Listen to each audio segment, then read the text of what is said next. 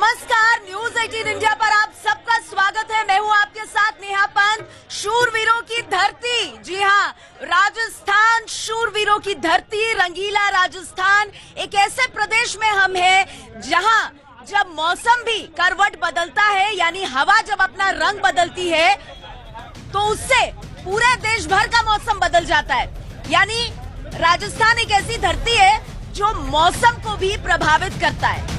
और जब सियासत की बात हो तो राजस्थान में जब सियासी मूड बदलता है तो कहीं ना कहीं पूरे देश की जो सियासी नब्ज है वो भी पकड़ने आती है। हम आज राजस्थान में मौजूद हैं। 2014 में आपको याद होगा किस तरह से बीजेपी ने 25/25, जी हाँ, 25 की 25 सीटें अपने नाम कर ली थी। मोदी लहर जैसे चल गई थी। लेकिन फिर उसके बाद अभी हाल ही में जो विधानसभा चुनाव हुए उसमें एक नारा चल गया, मोदी तुझसे बैर नहीं, वसुंधरा तेरी खैर नहीं, और कांग्रेस पार्टी की सरकार आ गई। अब लोकसभा चुनाव की दहलीज पर हम खड़े हैं। 2 चरणों में इस राजस्थान की पवित्र भूमि पर चुनाव होने वाला है। राजस्थान की हवा क्या कहती है? एक तरफ मोदी और उनकी बीजेपी और दूसरी तरफ अशोक गहलोत, सचिन पायलट और कांग्रेस पार्टी। किसने कितना किया राजस्थान की जनता के लिए? 2019 में अब की बार किसकी सरकार? राजस्थान कैसे बनाएगा? इस पर बात करने के लिए राजस्थान की जनता हमारे साथ है। राजस्थान के मशहूर लोक गायक को लगातार आप सुन रहे हैं, समंदर खान, और कुछ खास मेहमान। सबसे आपका परिचय कराएंगे। आज जयपुर की जनता से राजस्थान के मूड को भांपने की होगी कोशिश, लेकिन सबसे पहले ये ग्राउंड रिपोर्ट राजस्थान से जुड़ी जरूर देखिए। आपने 2 लाख रुपया काय के माफ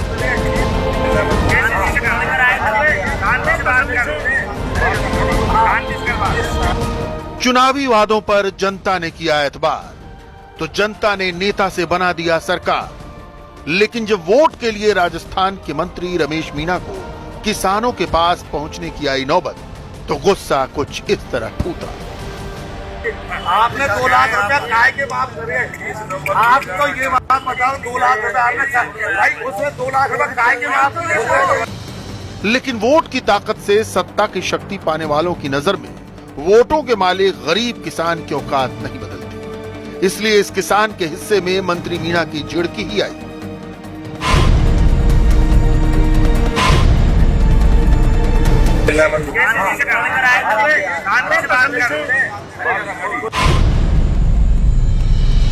चंद महीने पहले राजस्थान में सत्ता में आई कांग्रेस ने किसानों की कर्ज माफी का वादा पूरा किया या नहीं, ये विवाद उसकी तस्वीर है। जिस राजस्थान में विधानसभा चुनाव के वक्त नारा लगा था, वसुंधरा तेरी खैर नहीं लेकिन मोदी से वैर नहीं, वो राजस्थान इस बार क्या करेगा? मोदी तुझसे वैर नहीं, वसुंधरा तेरी खैर नहीं, मोदी तुझसे वैर नहीं, वसुंधरा तेरी खैर नहीं, मोदी तुझसे वैर नहीं, वसुंधरा तेरी खैर नहीं। हम तो पूछेंगे में बड़ी बहस, किसको मिलेगा दिल्ली का ताज? राजस्थान बताएगा आज।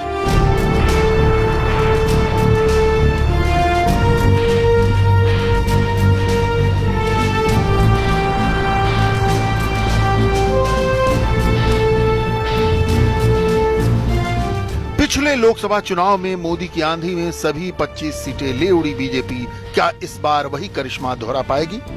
विधानसभा चुनाव में वसुंधरा सरकार के खिलाफ जो गुस्सा था वो निकल चुका है, लेकिन क्या मोदी को लेकर प्रेम अब भी बचा है? इसी सवाल से जूझता विपक्ष जहां तहां वोटों के बिखराव को रोकने के लिए पूरी ताकत से जुटा है। इसकी तस्वीर आज यूपी के मैनपुरी में दिखी, जहां 24 साल बाद मायावती और मुलायम एक मंच पर एक साथ नजर आए और दोनों ने एक दूसरे का शुक्राना अदा किया। बसपा सपा आई है, मायावती जी आई हैं, उनका हम स्वागत करते हैं। बहुत खुशी है मुझे कि हमारे सभासद होकर में हमारे लिए वोट मांगने आए हैं। मैं आपके इस एहसान को कभी नहीं भूलूंगा। श्री नरेंद्र मोदी की तरह नकली व फर्जी पिछड़े वर्ग के नहीं हैं। श्री मुलायम सिंह यादव जी तो असली है, वास्तविक है, जन्म जातीय पिछड़े वर्ग के हैं।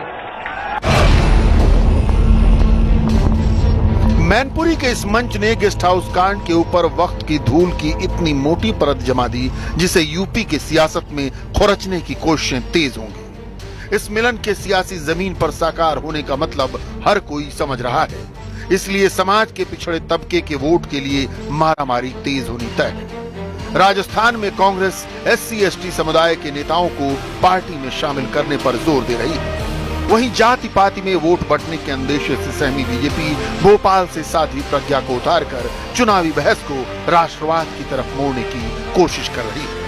हालांकि भगवा से सियासत के सफर में साध्वी के बयान ने विवादों को जन्म देना शुरू कर दिया है। मैंने कहा तेरा सर्वनाश होगा। ठीक 1.25 महीने में सूतक लगता है जब किसी की मृत्यु होती है या जन्म होता है तो सूतक लगता है। तो जिस दिन मैं गई थी उस दिन इसके सूतक लग गया था और ठीक 1.25 महीने में जिस दिन इसको आतंकवादियों ने मारा उस दिन सूतक का अंत हो गया।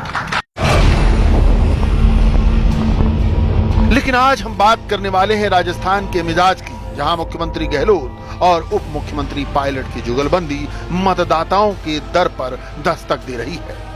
क्या गहलोत पायलट की जोड़ी जनता का दिल इस कदर जीत पाई है कि पिछली बार खाता तक न खोल पाई कांग्रेस मोदी के रथ को रोक सके? इसलिए राजस्थान के मतदाताओं का आज जानेंगे मिजाज।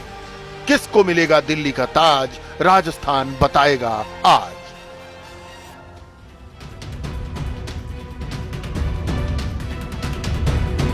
तो हम जयपुर की इस धरती पर मौजूद हैं और आज यहीं से राजस्थान का मूड जानेंगे। इससे पहले कि मेरे साथ जो आज बेहद खास मेहमान यहां जयपुर में जुड़े हैं हमारे साथ, राजस्थान की नब्ज और जनता के सवालों को आपके सामने रखने से पहले, क्योंकि बड़ी संख्या में यहां पर जनता जयपुर की मौजूद है, उनके तीखे सवाल होंगे। एक बार जोरदार तालियां हो जाए जयपुर की इस जनता के लिए जो आज अपने जनप्रतिनिधियों से इस चुनाव में वोट डालने से पहले खरे खरे सवाल करेगी। और आइए अब जल्दी से जो मेरे साथ खास मेहमानों का पैनल है उनसे आपका इंट्रोडक्शन कर दूं। मैं आपको बता दूं, राज्य सरकार में मंत्री रहे, डेप्यूटी लीडर ऑफ ऑपोजिशन और कई बार अहम पदों को संभाल चुके कद्दावर नेता राजेंद्र राठौर बीजेपी के हमारे साथ है। तालियों के साथ स्वागत कीजिए राजेंद्र जी का।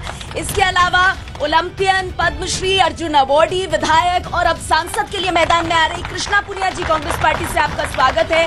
करणी सेना के कन्वीनर सर्वे सर्वा लोकेंद्र सिंह कालवी जी हमारे साथ है। तालियों से स्वागत कीजिए, परिचय के मोहताज नहीं। और साथ ही मैं आपको बता दूं, न्यूज 18 राजस्थान के सीनियर एडिटर श्रीपाल शक्तावत भी आप लोगों के मुद्दे आज इस मंच से उठाएंगे।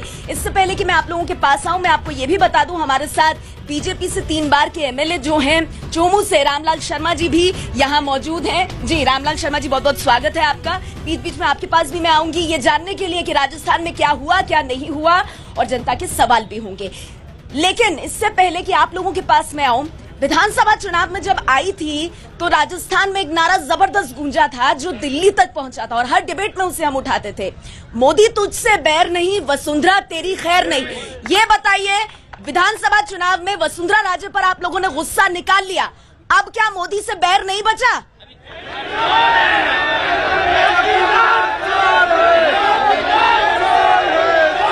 ठीक है, मतलब ये नारा अब भी यहाँ मौजूद है। कृष्णा पुनिया जी, मैं आपके पास आना चाहूंगी।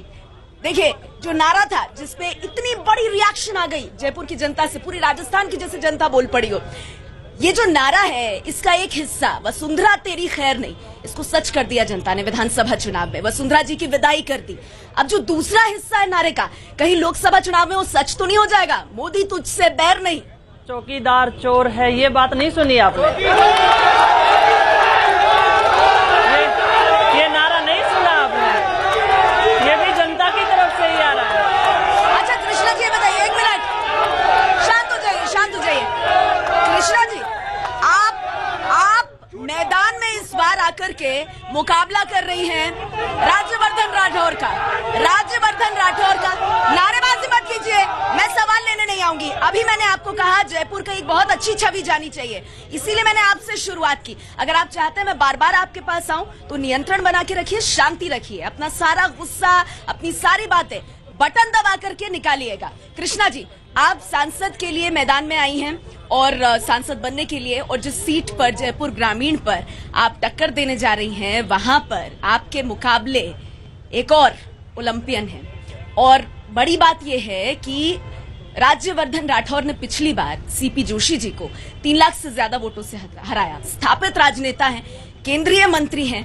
कृष्णा पूनिया कैसा निशाना लगाएंगी? क्या राज्यवर्धन राठौर से बेहतर निशाना लगा पाएंगी आप? मैं ये कहना चाहती हूँ आपको, पहली बात तो आज इस मंच पे मैंने सुना था राज्यवर्धन जी जनता को जवाब देंगे। आज वो गायब कैसे हैं? आज वो गायब क्यों हैं? क्या ये दिखाता है कि वो अपने संसदीय क्षेत्र में काम नहीं कर पाए? ये उनके फेलियर्स हैं। मैं ये बताना चाहती हूँ कि 162 किलोमीटर के फैले शहरी और ग्रामीण संसदीय क्षेत्र के अंदर उन्होंने अपने सांसद निधि का भी पूरा खर्च नहीं कर पाए हैं। और मेरे पास सबूत भी है कि जिस तरीके से झूठा प्रचार किया गया। आज मैं आपसे ही पूछना चाहती हूँ, मुझे बताया गया था कि सामने आपके वो ओलंपियन रहेंगे। आज ओलंपिक में हम रहे हैं, दोनों खिलाड़ी रहे हैं। मैं लांछन नहीं लगाना चाहती हूँ व्यक्तिगत तौर पे, खेल की गरिमा में बात करना चाहूंगी। लेकिन मैं ये पूछना चाहती हूँ कि आज वो बड़े बड़े दावे करते रहे थे, आज वो जनता के जवाब या सवालों से क्यों डरे और वो आज चैनल पर क्यों नहीं पहुंचे? ठीक है, इस मंच से आपका जो सवाल है ये उन तक पहुंचा होगा, लेकिन बीजेपी से हमारे साथ राजेंद्र राठौर जी, और इनको भी कम मत समझिए। आप जानती हैं कई मोर्चों पर लोहा टक्कर लेते रहे हैं। राजेंद्र राठौर जी, मैंने नारे से शुरुआत की, मोदी तुझसे बैर नहीं, वसुंधरा तेरी खैर नहीं। आप लोगों ने जीजा नेड़ी चोटी का जोर लगा दिया विधानसभा चुनाव में, सत्ता नहीं आ पाई। लोकसभा चुनाव में अलग क्या होगा बता? पहली बार राजस्थान के अंदर सरकार परिवर्तन जरूर हुई है, हाँ। पर फर्क सिर्फ 0.5% का। 200 में से नहीं, आपकी आवाज जा रही है। 200 में से हाँ।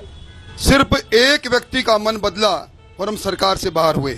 निश्चित तौर पर सरकार हमारी थी, विकास के काम भी हुए, और सरकार राजस्थान के अंदर एक जन आदत बन गई, एक बार इसकी सरकार, दूसरी बार उसकी सरकार। और मैं कह रहा हूं दावे के साथ कि मोदी मैजिक चल निकला है, और इस बार मिशन 25 निश्चित तौर पर भारतीय जनता पार्टी पूरा करेगी। आप देख रहे हैं कृष्णा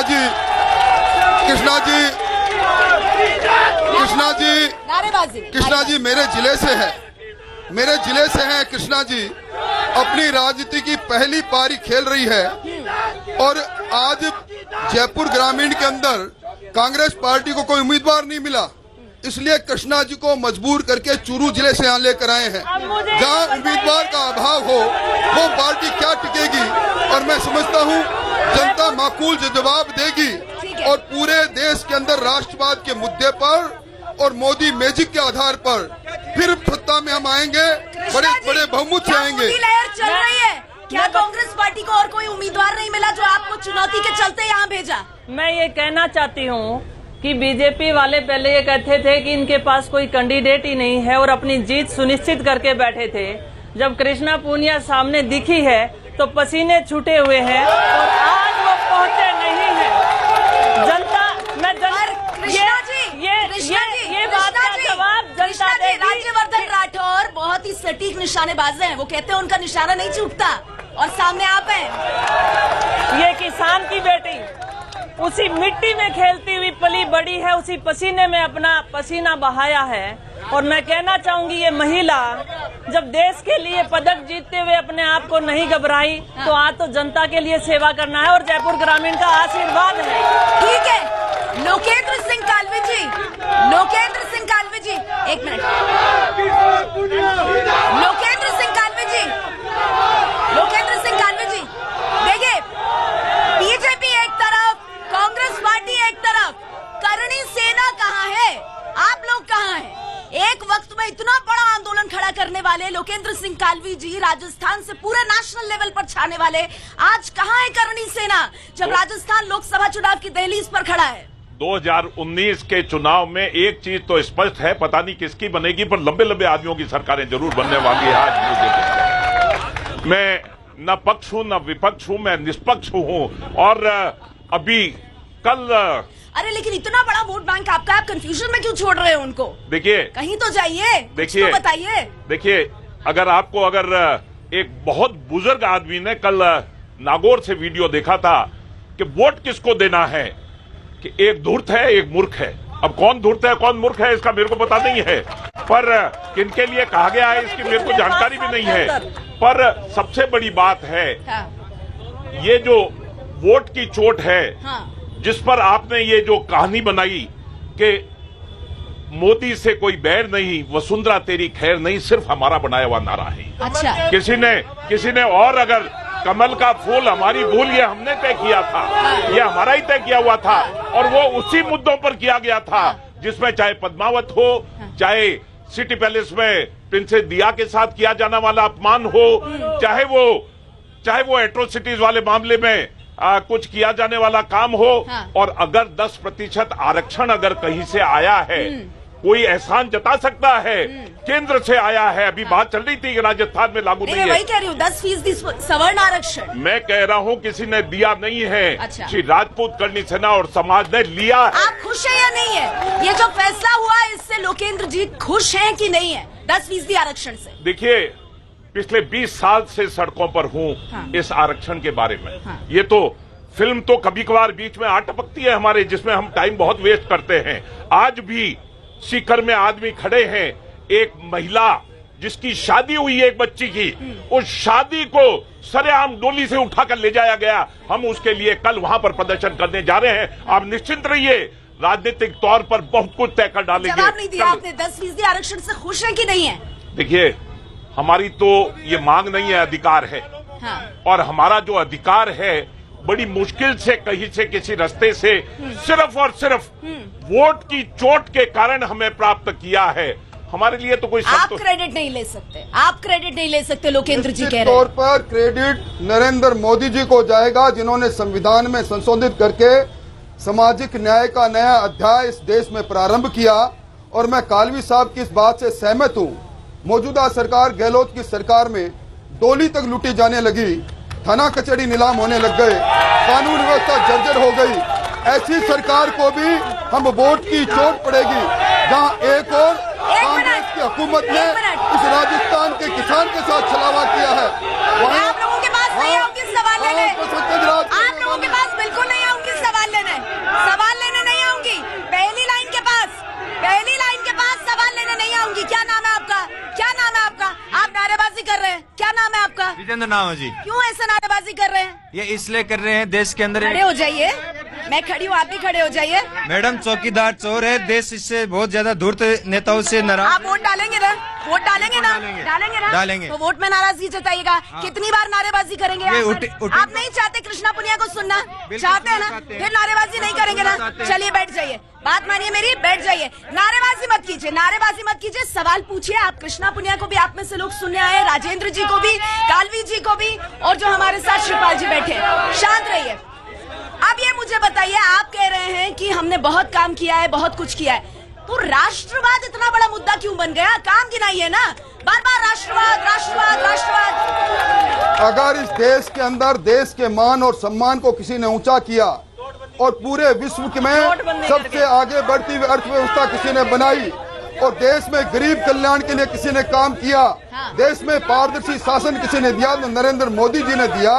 आज पूरा देश एक विकास के मार्ग पर चल निकला है। सेना ने किया, बीजेपी वोट मांग रही है, ये पूछा जा रहा है राजेंद्र जी। निश्चित तौर पर जहाँ एक और राष्ट्रवाद का मुद्दा है, देश की अस्मत का मुद्दा है, देश की इज्जत का मुद्दा है, देश की रक्षा का मुद्दा है, वहीं 5 साल तक मोदी सरकार ने इस देश को जो नया आयाम दिए वो भी आज हमारे सामने है। वोट क्यों ना मांगे?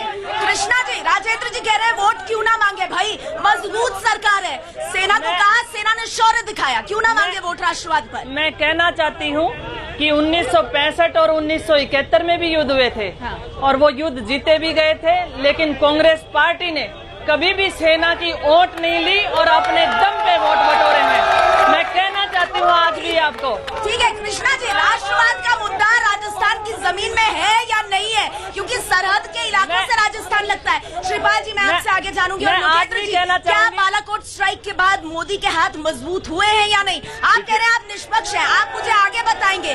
आप सब मेरे साथ बने रहिए। और संगीतमय और खुशनुमा बनाते हुए समंदर खान, ये ये मधुर धुन छेड़ते हुए आपके पास फिर आएंगे समंदर खान जी। हम एक बार फिर से हम लौट आए हैं अपने शो पर। जयपुर की जनता हमारे साथ है और बहुत ही कद्दावर पैनल आज खास मेहमानों का हमारे बीच में मौजूद है। इस बार राजस्थान की जनता किन मुद्दों पर वोट करेगी? 2 चरण में चुनाव है और हम आपको बता दें राजस्थान अब भी इंतजार कर रहा है बटन दबाने का और अगली सरकार बनाने का। मैं आपके पास आना चाहूंगी राजेंद्र जी। अशोक गहलोत सरकार ने 2 बहुत बड़ी बातें कही सत्ता में आने से पहले और इस वजह से सरकार बनी है, सब मानते हैं। एक तो किसानों की कर्ज माफी, दूसरा बेरोजगारी भत्ता। क्या किसानों का कर्ज माफ हुआ? राजस्थान के अंदर एक मिनट, क्या किसानों का कर्ज माफ हुआ? नहीं हुआ? एक मिनट, ठीक है, 1 मिनट। आपके पास आने से पहले कृष्णा जी, बहुत सारे लोग कह रहे हैं नहीं हुआ, कैसे जवाब देंगे? मैं जवाब देना चाहती हूँ, खुद हमने भी चेक बांटे हैं, किसानों की कर्ज माफी हुई है। जो सेंट्रलाइज बैंक हैं उनके लिए मोदी जी को लेटर लिखा हुआ, मोदी जी कोई जवाब नहीं देते हैं ताकि चुनाव के ऊपर असर ना पड़े। और मैं कहना चाहती हूँ कि बिल्कुल किसानों की कर्ज माफी जो साफ हुआ। दूसरी तरफ आज भी किसानों का कर्ज माफ बिल्कुल हुआ। राजेंद्र जी, किसानों का कर्ज तो माफ हुआ है, बीजेपी मुद्दा क्यों बना रही है? एक फुट्टी कोड़ी भी राजस्थान में किसी भी किसान का कर्जा माफ हो तो मैं राजनीति से संन्यास लेने को तैयार हूँ। ये राजस्थान के किसानों के साथ धोखा हुआ है। संपूर्ण कर्ज माफ करने की बात माफ नहीं हुआ, आप कह रहे हैं माफ हुआ। श्रीपाल जी, क्या सच है? क्या सच है? माफ हुआ है, नहीं हुआ है कर्ज? देखिए, कांग्रेस और बीजेपी दोनों आधा सच बोल रही है। कोऑपरेटिव बैंक के जितने भी लोन हैं वो सरकार ने माफ कर दिए हैं। बाकी जो वाणिज्यिक बैंक है उसके लिए प्रोसेस इन्होंने शुरू किया है। केंद्र सरकार को पत्र लिखा और साथ ही बैंकों से ये आग्रह किया है कि किसानों से वो अब आगे का कर्ज वसूल नहीं करें। आपको सरकार की मंशा, अशोक गहलोत सरकार की मंशा साफ दिख रही है किसान कर्ज माफी पर, या आपको शक हो रहा है? देखिए, जिस तरह से केंद्र को पत्र लिखा है उससे तो ऐसा लगता है कि कहीं न कहीं वो केंद्र के पाले में इस बोल को डालना चाहते हैं। लेकिन कोऑपरेटिव बैंक के जितने भी लोन हैं वो लोन माफ कर दिए गए हैं और जितने भी वाणिज्यिक बैंक, मतलब अशोक गहलोत तो यही कह रहे हैं ना राठौर साहब कि आप लोग अड़ंगा डालते हैं, आप लोग काम नहीं करते हैं, आपके पास चिट्ठी फाइल भेजी जाती है, आप लोग दबा के बैठ जाते हैं क्योंकि अब आपकी सरकार नहीं है राजस्थान में। जिस दिन अशोक गहलोत को राजस्थान के किसान का वोट लेना था उसमें उन्होंने नहीं लिखा था अपनी घोषणा पत्र में कि हम केंद्र सरकार से मंजूरी लेकर किसान का कर्जा माफ करेंगे। वोट ठगने का काम किया, किसान के साथ अन्याय किया, एक नया पैसा नहीं और रबी और खरीद का ऋण और नहीं दिया। ये किसान के साथ अन्याय है। कालवीर साहब, आप बताइए, आप तो शुरुआत से बोल रहे हैं मैं निष्पक्ष हूँ, मैं निष्पक्ष हूँ, मैं निष्पक्ष हूँ। हुआ या नहीं? इसीलिए मैं बहुत स्पष्ट हुई। आरक्षण के इसके कर्जे के बारे में तो नहीं, पर ये सदूर बाड़मेर से पाकिस्तान बॉर्डर से आए हुए हैं। मैं भी वहीं से हूँ, मेरे पिता भी वहीं से थे और वहाँ एक कर्नल मानवेंद्र सिंह चुनाव लड़ रहा है जिसके साथ भी हम हैं, और यहाँ एक कर्नल राज्यवर्धन लड़ रहा है इसके साथ भी हम हैं। पर हम सबसे ज्यादा अगर किसी के साथ हैं तो हमारे समाज के साथ में हैं। कल सारी कुछ माफी अगर सरकार ने कुछ करी है या नहीं करी है, कल जिस लड़की की डोली उठी और उस पर उसको अपहरण करके ले गए, अगर कल तक उसके मुलजिम प्राप्त नहीं हुए तो बहुत कुछ सबक सिखाने वाले हैं हम। कल तक इंतजार कीजिए आप हमारा। मैं बोलना चाहती हूँ, जब यूपी के अंदर या जम्मू के अंदर उन छोटी बच्चियों के साथ बलात्कार हुआ था और बीजेपी के नेताओं के द्वारा किया गया था, तब ये लोग चुप क्यों थे? तब ये इस्तीफा क्यों नहीं मांग रहे थे? मैं ये पूछना चाहती हूँ। तब वो बेटियां नहीं थी क्या जिनकी आबरू लूटी गई थी? वो बेटियां नहीं थी क्या? मैं ये पूछना चाहती हूँ। ये दोगलापन का व्यवहार इन नेताओं के साथ कैसे है? हमने किसान कर्ज माफी पर बात की। एक और मुद्दा, बड़ा मुद्दा कृष्णा जी, बेरोजगारी भत्ते का। 1 मार्च से बेरोजगार युवकों को बेरोजगारी भत्ता मिलेगा, मिला क्या? बिल्कुल मिलेगा और मैं सम्मानीय हमारे मुख्यमंत्री जी का धन्यवाद देना चाहती हूं जिन्होंने इस योजना को लागू किया है। दूसरी तरफ मैं कहना चाहती हूं कि एक तरफ 2014 के अंदर बड़े बड़े वादे किए गए, 2 करोड़ युवाओं को प्रति वर्ष रोजगार देने की बात थी। आज वो 2019 के चुनाव में बताते क्यों नहीं है कितने रोजगार मिले? तो बेरोजगारों को बेरोजगारी भत्ता दे रहे हैं, आपने तो रोजगार नहीं दिया, आरोप लग रहा है। देखिए, कांग्रेस ने सत्ता में आने के लिए राजस्थान के शिक्षित नौजवानों को 3500 रुपए महीने बेरोजगारी भत्ता देने की बात कही। अब पार्टी ने यू टर्न ले लिया। किस जगह पर 2 करोड़ लोगों को रोजगार देने की बात आप कर रही हैं? मुद्रा योजना से राजस्थान के अंदर वो तो बेरोजगारी भत्ता दे रहे हैं ना, 1 मार्च से कह रहे हैं। नया पैसा भी बेरोजगारी भत्ता राजस्थान के किसी भी बेरोजगार को मिला हो? बेरोजगारी भत्ता मिला, बेरोजगारी भत्ता मिला, मिला मिला पकौड़े बनाने को रोजगार दिया है। बेरोजगारी भत्ता मिला किसी को? बेरोजगारी नहीं मिला, 1 रुपए नहीं मिला। इन्होंने 1 रुपए भी नहीं दिया, ना किसी ने कर्ज माफी। ये झूठे वादे करके आए थे और आगे भी कुछ नहीं करने वाले। 72,000 के में 72 रुपए भी नहीं देने वाले। ठीक है, आगे आइए, आगे आइए, थोड़ा मुझे जाने दीजिए, पीछे जाने दीजिए please. Thank you, thank you, thank you. हाँ बोलिए, बेरोजगारी भत्ता मिला? अशोक गहलोत सरकार ने वादे पूरे किए? नहीं जी, मेरे भी 6 महीने हो गए, मेरे को भी बेरोजगारी भत्ता का फॉर्म अप्लाई हुए, लेकिन आज तक नहीं मिला मेरे को। नहीं मिला? नहीं, कुछ भी नहीं मिला। बैठिए बैठिए बैठिए बैठिए। रामलाल जी खड़े हो जाइए, 1 मिनट प्लीज। रामलाल जी, कृष्णा पुनिया जी कह रही है अशोक गहलोत सरकार ने अपने वादे निभाए और इसीलिए जनता फिर से लोकसभा चुनाव में जिताएगी उनको। अगर कृष्णा जी कह रही है कि गहलोत जी ने वादे निभाए हैं, एक भी बेरोजगार को भत्ता दिया हुआ है, मैं राजनीति छोड़ने के लिए तैयार हूँ। एक व्यक्ति के बारे में बता दो बेरोजगारी भत्ता दिया है, 1 मार्च से देने के बाद की एक भी व्यक्ति को भत्ता नहीं दिया। झूठ बोलते हैं, जोर से बोलते हैं और बार बार। ठीक है शिवपाल जी, सच क्या है? सच क्या है? सच क्या है बेरोजगारी भत्ते का सच? आप लोग नारेबाजी कीजिए, मैं आप लोगों के पास नहीं आऊंगी।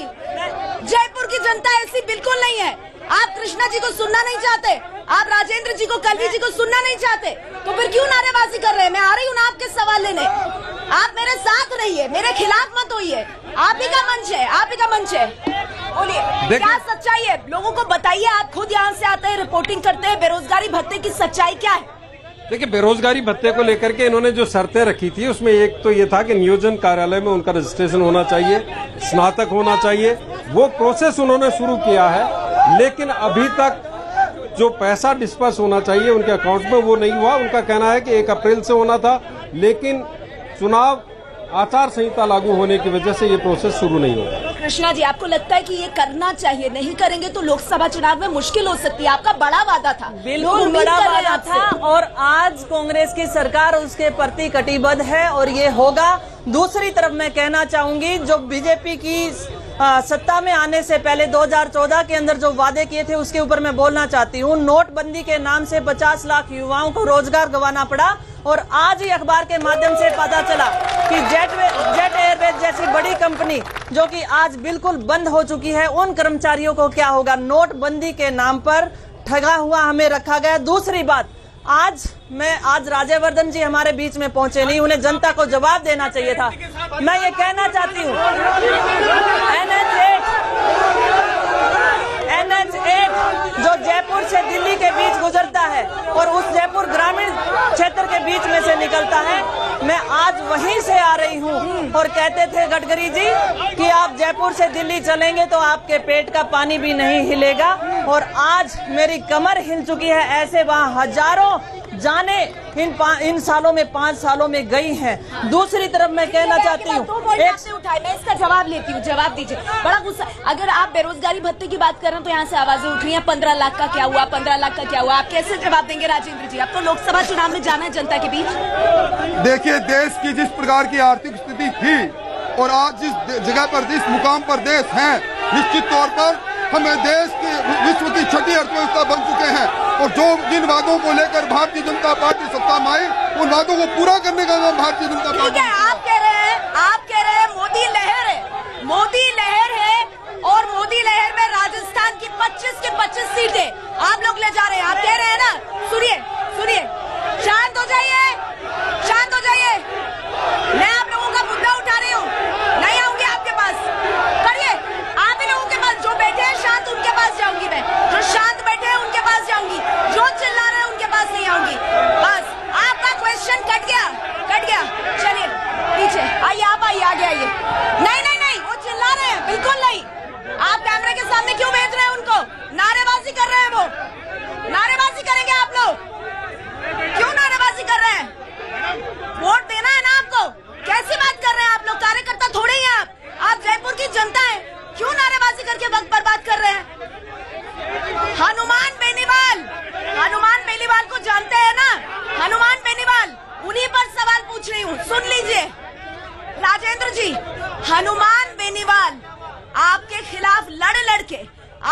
निशाने साध के विधानसभा चुनाव में साधते रहे, और अब ऐसी क्या मजबूरी आई कि मोदी लहर चल रही है फिर भी नागौर की सीट छोड़ दी आपने? राष्ट्रवाद के मुद्दे पर, देश के मुद्दे पर अगर हनुमान बेनीवाल ने आगे बढ़कर भारतीय जनता पार्टी का साथ देना मंजूर किया तो निश्चित तौर पर हनुमान बेनीवाल जी की राजनीति और उनके पिता की राजनीति कांग्रेस विरोधी राजनीति रही है। इसलिए कल का भूला आज अगर घर पर आते हैं तो हमने अपने आदमी को घर में लिया है, और राष्ट्रवाद के मुद्दे पर उन्होंने आगे बढ़कर कहा कि मैं भारतीय जनता पार्टी के साथ मिलकर और इस देश के अंदर, अच्छा तो ये बताइए, आप बहुत कॉन्फिडेंट हैं, 25 सीटों पर खुद क्यों नहीं लड़े, एक सीट क्यों छोड़ दी? हनुमान बेनीवाल जी ने प्रधानमंत्री को अपशब्द कहे, प्रधानमंत्री पर निशाना साधा, देश के प्रधानमंत्री पर। देखिए उस वक्त दूसरी बात थी, आज जब सारे मुद्दे गौण हो गए हैं, कौन सी बात थी? उस वक्त राष्ट्रवाद की बात नहीं थी, देश की सुरक्षा की बात नहीं थी, और निश्चित तौर पर अब जो मुद्दा है उस मुद्दे पर उन्होंने हमारा साथ देना तय किया, हमने उनको साथ लिया। हनुमान बेनीवाल, अब इन्होंने तो मिला लिया उन्हें अपने साथ, कांग्रेस की जमीन तो नहीं खिसक जाएगी, हनुमान बेनीवाल उनके साथ। अब मैं बताना चाहती हूँ आपको, जयपुर ग्रामीण पे सुनिए उन्हें सुनिए प्लीज। हाँ बोलिए। जयपुर ग्रामीण पे कृष्णा पूनिया आ जाती है, हाँ। तो इनको तकलीफ होती है, और नागौर में इनको कैंडिडेट नहीं मिलता, जो कैंडिडेट इनको गालियां निकालता था वो आज इनको कैंडिडेट नजर आता है, तो आप समझ सकते हैं कि इनकी कितनी कमजोर नीतियां रही है, और राष्ट्रवाद के नाम पर सिर्फ और सिर्फ मुद्दों को छुपाया जा रहा है। आज मैं कहना चाहती हूँ, जो विकास के दावे करते हैं ना, ये मेरे पास प्रूफ है, मेरे पास प्रूफ है, ये देखिए आप। मैं पूछना सरनाचोड़ की तरफ से कोई भी साथी हो तो मुझे बताइए। दूसरा, रोजदा पंचायत के अंदर मैं कहना चाहती हूँ कि 5 लाख का दावा किया गया कि विकास के काम। कृष्णा जी मैं जवाब दूंगी, पर अब आप सोचिए तो क्या है? कृष्णा जी, आप प्रदेश में आपकी सरकार है, कुछ राष्ट्रीय स्तर के सवाल हैं इस लोकसभा चुनाव में, आपको कुछ बोलना नहीं है, सवाल के जवाब में तख्ती दिखानी है, आपको हाँ लगे तो हाँ, ना लगे तो ना, और अगर आपको लगे कि इसका जवाब नहीं देना है तो आप पास कर सकते हो उस सवाल को, पर अगर आप जवाब देंगे तो अच्छा, नेशनल टेलीविजन पर है, लोग आपको देख रहे हैं। बहुत सीधे सवाल है। सबसे पहले राजेंद्र जी, पहला सवाल आपसे और फिर इसी चरण में आगे बढ़ूंगी। भारतीय सेना को मोदी जी की सेना कहना ठीक है?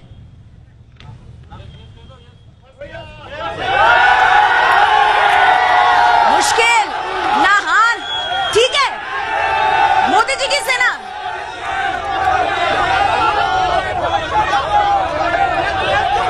क्योंकि देश के प्रधानमंत्री देश की अगुवाई करते हैं, वीके सिंह ने, सुनिए ना, पद पर बैठे हैं, केंद्रीय मंत्री वीके सिंह ने कहा था, जो मोदी जी की सेना कहे वो देशद्रोही है। भाई, मोदी जी की सेना नहीं कह सकते, वो तो देश की सेना है।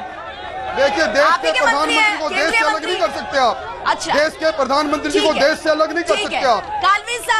कालवी साहब के लिए सवाल, अब कालवी साहब के लिए सवाल, शांत हो जाइए तभी तो पता चलेगा। पहले मैं इसका जवाब दे दूं? नहीं, मैं कर्नल मानवेंद्र कांग्रेस से है, कर्नल राज्यवर्धन बीजेपी से है, दोनों फौजी आदमी हैं, दोनों कर्नल हैं, तो उनको किसी के साथ में जोड़ा जा सकता है कांग्रेस या बीजेपी के साथ में? मेरा स्पष्ट है नो। अच्छा ठीक है, चलिए अब आपके लिए सवाल, और कृष्णा जी फिर आपके लिए भी सवाल है, लेकिन हाँ ना में जवाब दीजिए, नहीं तो फिर राजस्थान के मुद्दे हम नहीं ले पाएंगे। आपके लिए सवाल है, राहुल गांधी नरेंद्र मोदी से बेहतर प्रधानमंत्री हैं?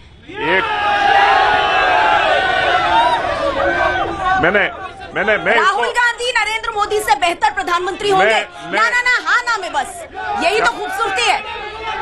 मैं इसको बाईपास कर रहा हूँ, सीधा मैंने बता दिया, एक मूर्ख है, एक दूर है, दोनों पार्टियों से। कृष्णा जी, आपके लिए सवाल, अब वहाँ पर जवाब आया, इधर पास हो गया। अब देखते हैं कि आप तो जबरदस्त खिलाड़ी रही हैं, किसी चीज को आप किसी से भागती नहीं है, एकदम हेड ऑन। तो लीजिए, अब आपके लिए सवाल है, प्रियंका गांधी को वाराणसी से चुनाव लड़ना चाहिए? वो निर्णय उनका रहेगा। हाँ, आपके लिए लड़ना चाहिए। ठीक है, चलिए अगला सवाल राजेंद्र जी आपसे, छोटे छोटे सवाल है। रोजगार चुनावी मुद्दा होना चाहिए? तो आपके घोषणा पत्र में क्यों नहीं है? हमारे घोषणा पत्र में एक शब्द नहीं था। अरे मैंने पढ़ा था। को स्वरोजगार के साथ जोड़ना भारतीय जनता पार्टी के संकल्प पत्र में लिखा हुआ है। 2014 में पहले पन्ने पर था 2 करोड़ सरकारी रोजगार। नौकरी नहीं, इस बार नहीं रोजगार था। का मतलब सरकारी नौकरी नहीं, रोजगार का मतलब है नौजवान सब रोजगार के साथ जुड़े और वो अपने पैरों पर खड़ा हो। ठीक है कालवी साहब, अगला सवाल आपके लिए। अगला देखते शॉट मारते हैं आप इस पे या नहीं। राजस्थान में अशोक गहलोत राहुल गांधी से ज्यादा लोकप्रिय है। नहीं, मैं इसको बाईपास कर रहा हूँ। फिर अरे किसी का तो जवाब दीजिए। देखिए, मैं कांग्रेस बीजेपी के किसी भी सवाल का जवाब नहीं देना चाहता। मैं कांग्रेस बीजेपी के किसी भी सवाल का जवाब नहीं देना यही चाहता। सवाल आपसे, क्या राजस्थान में अशोक गहलोत राहुल गांधी से ज्यादा लोकप्रिय हैं? ना दोनों। अच्छा, जब राजेंद्र जी बोल के जवाब दे दे तो आपको पसंद है। मैं कहना चाहूंगी कि दोनों लोकप्रिय हैं। दोनों लोकप्रिय। हाँ ना था ये कृष्णा, कई बार हाँ ना था। दोनों लोकप्रिय। अच्छा पास कर दीजिए ना आप। नहीं, खाना नहीं कर रही है तो पास कीजिए। अच्छा, मतलब पक्षपात करेंगे आप। मैं क्या कर रही हूँ, मैं तो सबको कह रही हूँ जवाब दीजिए और मेरा नहीं। दोनों लोकप्रिय। देखिए उन्होंने तो दोनों में वोट उठाया, आप 2 वोट नहीं उठा रही हैं। दोनों लोकप्रिय। अच्छा ठीक है कालवी जी, अगला सवाल आपसे। राजपूत समाज का बीजेपी को समर्थन है? देखिए, अभी तय नहीं है। नहीं। अभी अब हाँ देखिए, इसको मैं फिर बाईपास कर रहा हूँ। अभी तक स्पष्ट नहीं है। आप 2 दिन पहले आ गई। ये जो सीकर की दुर्घटना है, ये एक बहुत बड़ा संकट है। जिससे कृष्णा जी कह रही थी कि बाकी के बलात्कारों में शायद कृष्णा जी वहाँ नहीं थी। मेरी तस्वीर आपने 5 बार देखी होगी। इतना बच क्यों रहे हैं? अब तो आ गई तारीख नहीं, देने देखिए, की। अब तो बताइए आप हाँ, तो किसके हम साथ हैं? स्पष्ट आपकी ताकत करेंगे। किसके हम साथ है? बिल्कुल न्यूज 18 को छुप कर नहीं करेंगे। अच्छा। बकायदा ढोल बजाकर करेंगे, ठीक है। बकायदा ठीक सबके है, सामने राजेंद्र करेंगे। जी, पर अभी अगला तय नहीं और है। आखिरी सवाल, क्या बीजेपी का विरोध करना देशद्रोह है? विरोध करने का अधिकार है। तो फिर आपके नेता क्यों कहते हैं पाकिस्तान चले जाओ अगर हमसे सवाल कर रहे हो तो? इस लोकतंत्र में अपनी बात कहने का अधिकार सबको है। किसी भी राजनीतिक दल के साथ आप राष्ट्रद्रोह नहीं जोड़ सकते। अपना मत है, अपना मत इस लोकतंत्र में आदमी दे सकता है। ठीक है चलिए, वैसे बीजेपी के कई नेता हैं जो राष्ट्रद्रोह की बात कर रहे हैं। मुझे अच्छी लगी आपकी ये बात राजेंद्र जी की, आप कह रहे हैं देशद्रोह का किसी पार्टी से सहमत असहमत होने से कोई लेना देना नहीं है। कालवी साहब आखिरी सवाल फिर आप। हाँ, सेना भी किसी पार्टी की नहीं है, देश की सेना है। वो मोदी की सेना नहीं हो सकती है। सब एक है, देश की सेना। कालवी जी आखिरी सवाल, अब इस पे तो कम से कम आप हाँ ना करिएगा। रोजगार के मुद्दे पर मोदी सरकार फेल रही?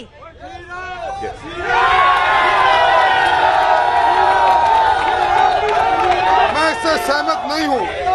ये जरूरी नहीं कि मैं इससे कालवी साहब की बात से सहमत हूँ। रोजगार के मुद्दे पर स्वरोजगार को लेकर मुद्रा योजना और दूसरी योजना make in India, skill India, Modi सरकार ने जो काम किया है हिंदुस्तान का नौजवान उसे याद रख रहा है। कृष्णा जी